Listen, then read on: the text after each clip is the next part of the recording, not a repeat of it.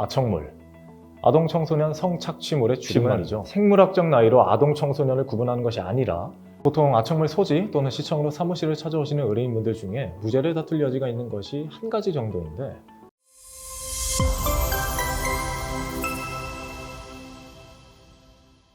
안녕하세요. 형사사건 전문 백준현 변호사입니다.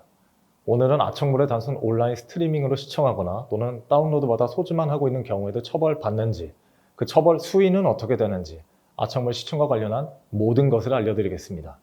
아청물, 아동 청소년 성착취물의 줄임말이죠. 아청법은 아청물에 관해서 이렇게 정의하고 있습니다. 아동 청소년 또는 아동 청소년으로 인식될 수 있는 사람이나 표현물이 등장하여 성적 행위를 하는 내용을 표현하는 것으로서 필름, 비디오물, 게임물 또는 컴퓨터나 그 밖의 통신 매체를 통한 화상 영상 등의 형태로 된 것. 여기서 핵심은 생물학적 나이로 아동 청소년을 구분하는 것이 아니라 아동 청소년으로 인식될 수 있는 자를 포함하고 있다는 겁니다.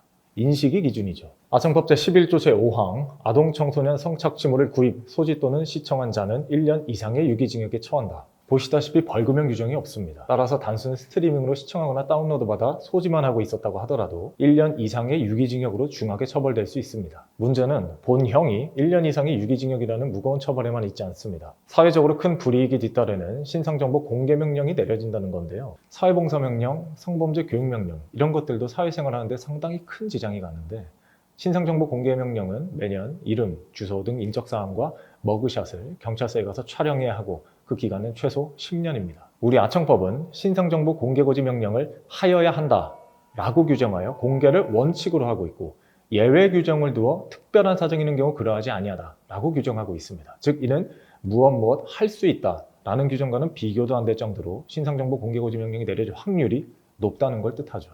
영상에 노출되는 사람의 실제 나이를 알 수는 없으니 제목이나 기타 영상에서 드러나는 사람의 2차 성직 여부, 착용한 복장 등 여러 가지 정황을 보고 판단합니다.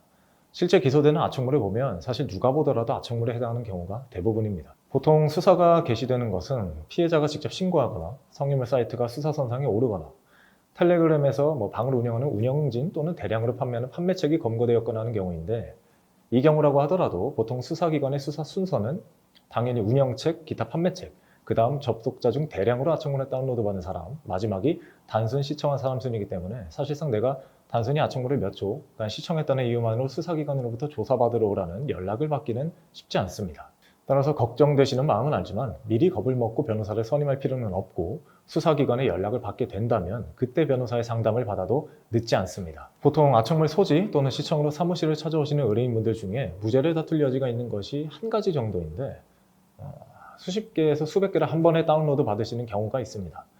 그럴 때 다운로드 받은 영상물 중에 몇 개가 아청물인 경우에 이 경우는 무죄를 다퉈볼 여지가 있습니다. 이때 법리적으로 다퉈야 할 부분은 고의, 즉 인식이죠.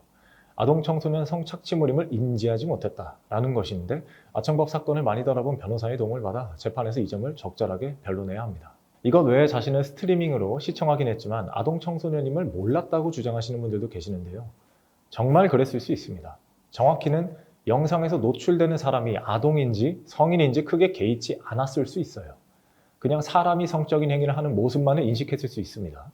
하지만 그건 본인의 내심의 의사, 즉 속마음이기 때문에 그걸 확인할 길이 없습니다. 따라서 재판부는 영상을 객관적으로 판단하죠. 따라서 내가 정말 아동 청소년임을 인식하지 못하고 시청했다 하더라도 제3자가 볼 때 그 영상에 나오는 주체가 아동 청소년으로 인식되는 경우라면 섣부른 무죄 주장은 괘씸죄로 형량만 올리게 되니 신중해야 합니다. 혐의를 인정하고 양형을 다투는 경우에는 기소유예를 목표로 해야 합니다. 내가 다운로드 받거나 시청한 아청물의 수가 적고 초범이라면 변호사와 함께 성범죄와 관련한 양형 자료를 잘 준비해서 기소유예를 노려볼 수 있습니다. 이 경우 가장 큰 이점은 신상정보 공개명령에서 제외된다는 것이죠. 내가 혐의를 부인하고 무죄를 다투는 경우에는 변호사의 역할이 무엇보다 중요합니다. 법리적으로 고의가 없었다는 점을 소명해야 하며 유사한 사례에서 무죄를 선고한 선례를 찾는 등 법정에서 유무죄를 다투어야 합니다. 내가 혐의를 인정하는데 이번이 초범이 아닌 상습범에 해당하는 경우라면 실형의 가능성은 매우 높습니다. 이 경우에는 집행유예 또는 비교적 단기간의 실형을 받는 것 정도를 노려볼 수 있습니다. 네, 오늘은 아청물 소지 또는 시청에 관해서 아청물이 뭔지, 처벌 기준은 어떻게 되는지 등 많은 분들이 아청물 시청과 관련하여 궁금해하시는 부분들을 살펴봤습니다. 그럼 오늘 영상도 도움이 되셨다면 구독, 좋아요 부탁드립니다.